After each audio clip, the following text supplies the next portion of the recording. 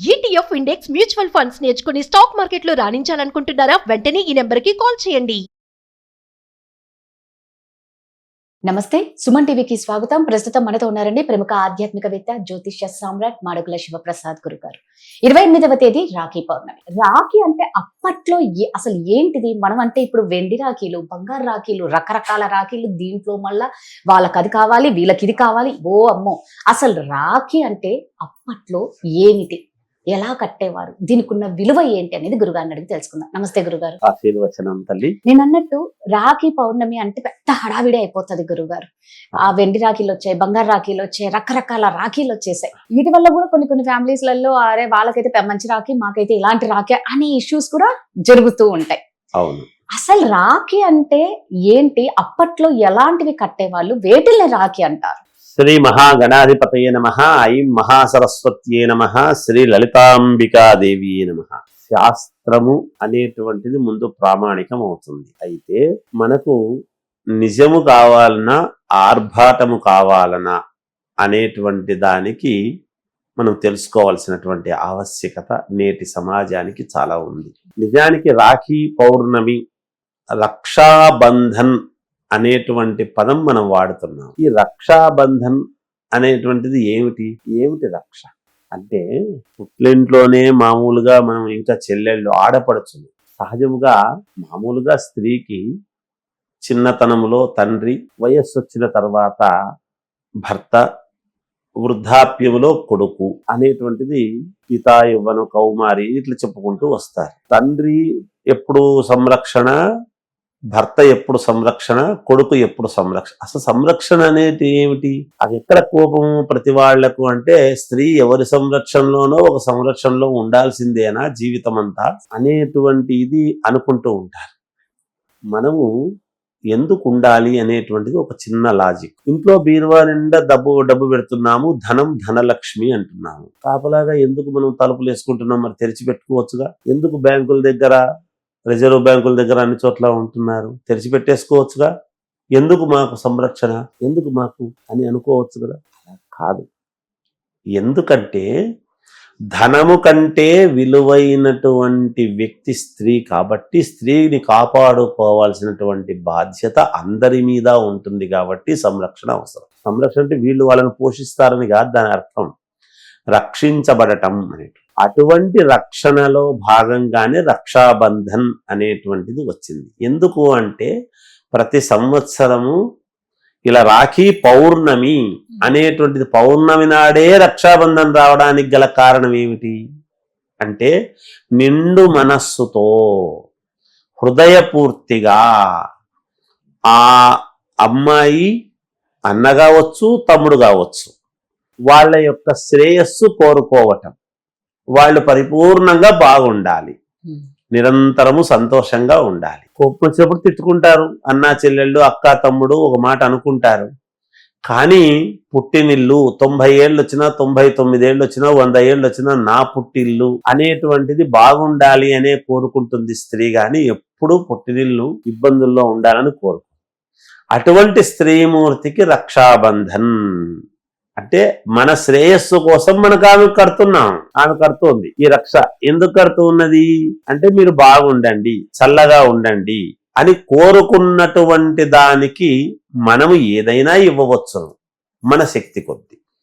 ఒక చీర సార, మనకు యోగం ఉంటే పట్టు చీర, లేదు మనకు 100 ఎకరాలు ఉంది, ప్రతి సంవత్సరము 1 ఎకరా 2 ఎకరాలు రాసిస్తాడు మా అన్న అంటే, ప్రతి సంవత్సరం రాసిస్తారా? రాసివచ్చు, రాసివ్వకపోవచ్చు. వాళ్ళ తృప్తిని బట్టి ఒక చీర ఇవ్వచ్చు. ఏది ఇవ్వలేనటువంటి వాళ్లకు ఒక రవిక తాంబూలం ఇచ్చి గౌరవించవచ్చును, ప్రేమతో పలకరించవచ్చును, ఇంట్లో భోజనం పెట్టి పంపించవచ్చును, ఇలాంటివి చేయవచ్చు. ఇలాంటి వాటిల్లోని రాఖీ, ఎటువంటి రాఖీ కట్టడం, రాఖీ ఎటువంటి రాఖీ కట్టాలి? అసలు రాఖీ రక్షాబంధన్ అనేటువంటిది ఏమిటంటే, కంకణబద్ధము అనేటువంటిది దానికి పేరు. కంకణబంధం. రాఖీ కట్టడం అంటే ఏమిటి? ముంజేతికి, చేతికి కంకణం కట్టాడు అని అనడంలో ఆంతర్యం అంటే, వాడు కంకణం కట్టుకున్నాడు రా, ఏదో చెయ్యాలని ఒక దీక్ష పూనాడు. మనం ఏదైనా శుభకార్యం చేస్తున్నాం అంటే ముందు కంకణం కడతాం. వివాహ వ్యవస్థలో కూడా లగ్నంచ పాదఘట్టంచ అని ఒక సంస్థ వచ్చేసి మామూలుగా కంకణం కడతారు అనమాట. మామూలుగా మొట్టమొదట పాణిగ్రహణము అదంతా జరిగేటువంటి సమయంలో ఈ కంకణ ధారణ చేస్తారు. ఎటువంటి కంకణం, ఎటువంటి రక్షాబంధనం కట్టాలి అంటే ముందు దేవుడి దగ్గర తొమలపాకులు పసుపు కొమ్మలు పెట్టి పూజ చేసి మనస్ఫూర్తిగా అమ్మాయి ఆ తొమలపాకు ఈ 3 పొరల దారం గాని 5 పొరల దారం గాని తీసుకొని తొమలపాకు కట్టి ఆ తొమలపాకుతో కట్టడం అనేటువంటిది లక్షణకరము, లక్ష్మీప్రదమైనటువంటి. తొమలపాకుతో కట్టేటువంటి రక్షాబంధన అనేటువంటిది మొట్టమొదట్లో ఉండేటువంటి కార్యం. లేదు ఒక పసుపు కొమ్మ కట్టవచ్చు, లక్షణకరము కాబట్టి. ఇవి పూజ చేసి ముందు దేవుడి దగ్గర పూజ చేసి తను మనస్ఫూర్తిగా పూజ చేసుకుని ఆ కంకణము కట్టాలి. ఆ కంకణము కట్టడంలో ఏమిటంటే దారము మిగులుతుంది, అది ఏదో ఎండిపోవటమో ఇంకొకటో జరుగుతుంది, పోతుంది, పక్క పెద్ద ఇబ్బంది లేదు. ఈ రోజుల్లో ఏమైంది, ఏవేవో విచిత్రమైనటువంటివన్నీ వస్తూ ఉన్నాయి. వాటికి పూజ చేసేది ఏం లేదు, షాపుల్లో తేవడము కట్టడం అంతే ఉంటూ ఉన్నది. దాంట్లో వెండిదా బంగారుదా మన స్థాయిని బట్టి చేసేటువంటిది వెండి బంగారువి చేసుకోవచ్చు. కానీ మిగతావేవో ఉంటాయి కదా, పూలవి విచిత్రంగా ఏవో ఇట్లా తోకలు అవి ఇవి పెట్టి అన్ని ఏవేవో పెట్టి చేసుకుంటూ చిమ్కీలు పెట్టి చేయడం, ఇవన్నీ చేయడం, ఏవేవో రిబ్బన్లు అంటే 10 రూపాయల దగ్గర నుంచి 5 రూపాయల దగ్గర నుంచి వాళ్ళ శక్తి కొరకు ఏదో బిజినెస్, వ్యాపార ధోరణి, ప్రతిదీ కూడా వ్యాపార ధోరణికి వెళ్ళిపోయింది. ఆ విధంగా నలుగురికి ఏదో భుక్తి దొరుకుతుంది కదా అనేటువంటి భావనతో చేస్తూ ఉంటున్నారు తప్ప దాన్ని కూడా మనం ఏమి తప్పుపట్టాల్సింది ఏమీ లేదు. కాకపోతే శాస్త్రము చెప్పినటువంటిది ఏమిటి అంటే పూర్వము అంతా కూడా తొమలపాకు ముందు పూజ చేసి ఆ పూజ చేసినటువంటి దాన్ని మనం ఇప్పుడు మీరు మామూలుగా ఇప్పుడు వరలక్ష్మి వ్రతం నాడు కూడా తోరం కడతారు కదా, పూలు మధ్యలో తొమలపాకు అవి పెట్టి కడతారు తోరం. ఆ తోరం కట్టడం అనేటువంటిది ఆడవాళ్ళు వరలక్ష్మి వ్రతంలో ఎలా అయితే లక్షణకరంగా కట్టుకుంటారో అలాంటిది మగవాడికి కట్టడం. ఎందుకు? సోదరుడు నిరంతరము వెంటనే ఉండాలి, బావమరుదులు బ్రతగోరుతారు అనేటువంటి పదం వచ్చినటువంటి కారణం అందుకే.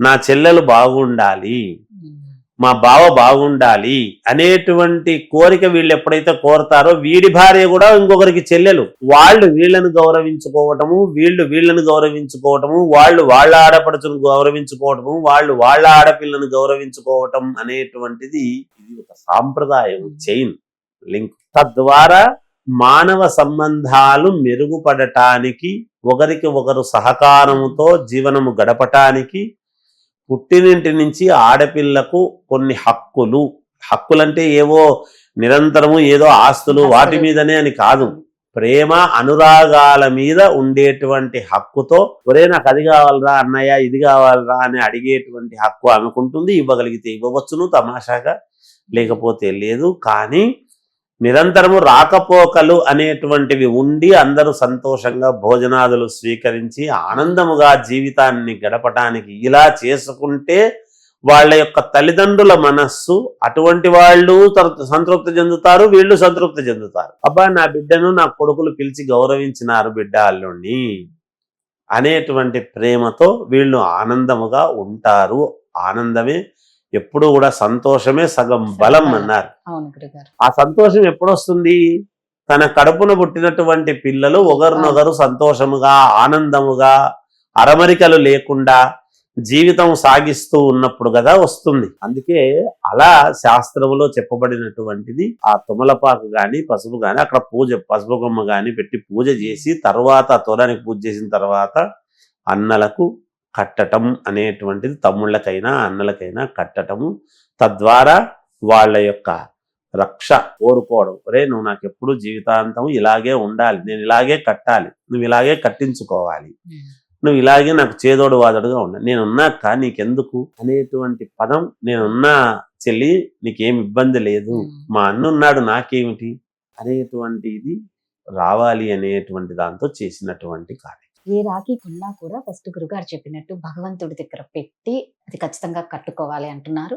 నిజంగా మన బంధాన్ని బాగా స్ట్రాంగ్ గా రిలేషన్ ఉండాలి. అసలే ఇప్పుడు కాలంలో ఏ రిలేషన్స్ కూడా స్ట్రాంగ్ గా లేవు, తుమ్మితే ఊడిపోయే ముక్కు లాంటి బంధాలు. అందుకనే ఇలాంటివి అప్పట్లో ఉన్నాయి, మనం సరిగ్గా ఆచరించట్లేదేమో అని నాకు అనిపిస్తుంది. ధన్యవాదాలు గురు. జయోస్.